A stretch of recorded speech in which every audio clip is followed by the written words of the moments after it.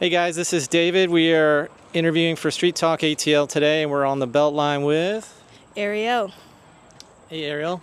So we got David, Chris, and we got Bethany, and we're just here having conversations with folks about faith, purpose, and meaning. One thing I noticed right off the jump is that you've got a cross necklace, very nice one too. Thank you. So can you tell me if that has meaning, or tell me a little bit about that? So I really got it because I don't really go to church that much anymore, but when I did, I would go with my grandmother all the time, and she passed away, and so like me wearing a cross all the time is like her being with me all the time.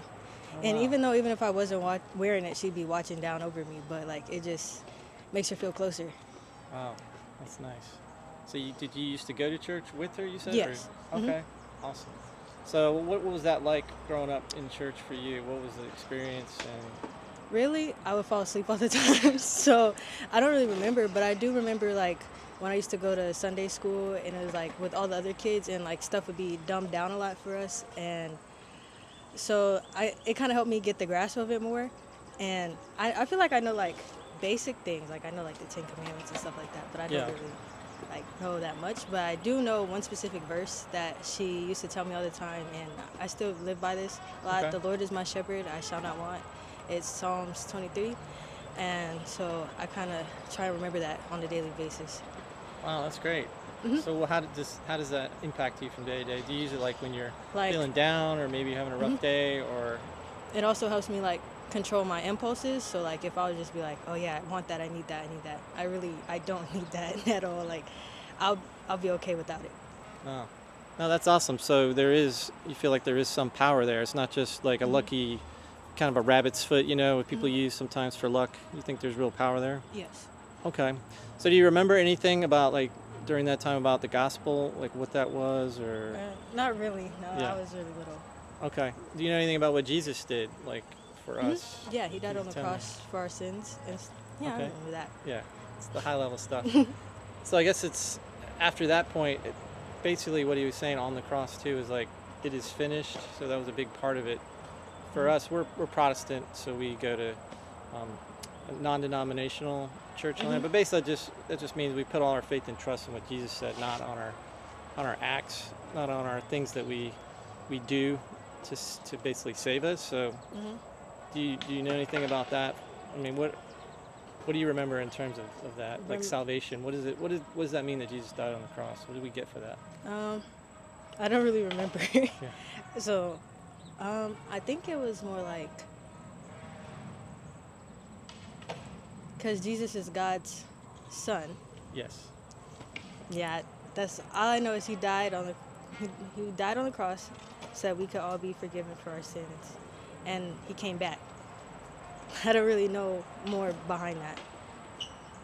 I mean, that's key right there. That's Yeah. basically the most important thing. And Mhm. so when you said he came back, basically he resurrected, right? So Mhm. he was dead on the cross. He died in Mhm. crucifixion. And this is something that's crucial too. He said he was going to come back, right? He Yes. said in 3 Mhm. days. He used an analogy of like a temple. Mhm. He said this temple will be destroyed, but I will, be rebuilt in 3 days. So that Mhm. was his prophecy that he had for himself. And so he pulled it off, right? And Mhm. that's what we put our faith and trust as Christians. Mhm. And so what that means ultimately is that we have a way here in this life that he helps us with different things. Like we have peace, we can have trust, knowing that he's going to be with us, never leave us. There's a bunch of promises in the Bible that we can, Mhm. now that we're believers, we can have for ourselves.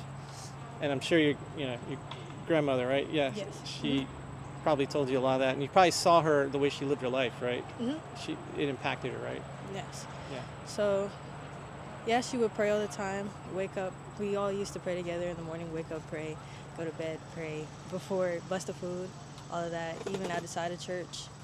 Um, she would always have like when they have the church on the TV. She would have that on all the time, even when we weren't in church. And I used to watch, I think, the 3-2-1 Penguins show and VeggieTales and stuff like that. So Yeah, vegetarian. they always had the verse at the beginning and at the end in the credits. So Mm. I remember that too. You remember that, Bethany? I don't remember.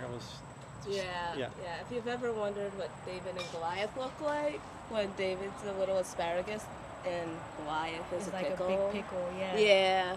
Then watch VeggieTales. Nice.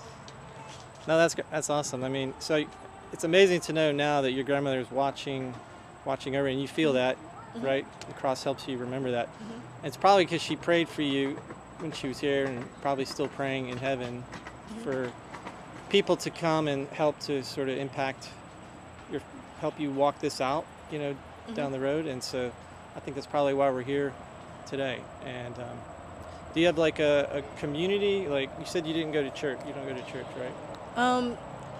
I've been okay, so you should always carve out time for worship, but I usually have work during these times. But I know on Sundays, I think it is, my friend Ariel, she goes to, I think it's Buckhead Church, and so she's been trying to get me to go with her, and I've really been trying to go. I want to go with her, but like they always schedule me for that time, so I usually end up like watching the reruns sometimes, like on the YouTube because they stream it. So sometimes I'll watch the reruns and I'll talk to her about it, and she'll try and like dumb it down for me. No, that's cool. I actually used to go to Buckhead Church. That was kind of where I grew up as a Christian. So, yeah, no, that would be amazing. That's up in Buckhead, right? Mm-hmm. Right. So you got how would you get there? You kind of just Take the train. I could go with her. Go to Okay. her house. Go with her. And what's her name again? Ariston. Ariston. Where do you work? I work at Old Navy. So it's really far from here though. It's like more in Marietta-ish. Okay. So that Sunday experience is really more kind of work and Yeah. trying to navigate around that. Mhm. Well, I think it sounds like God's putting people in your life that's trying to move you closer to Him and move you in the direction of seeking Him out. And so I feel like that's probably why we're here today. Yeah. What can we be praying for you? What is some things maybe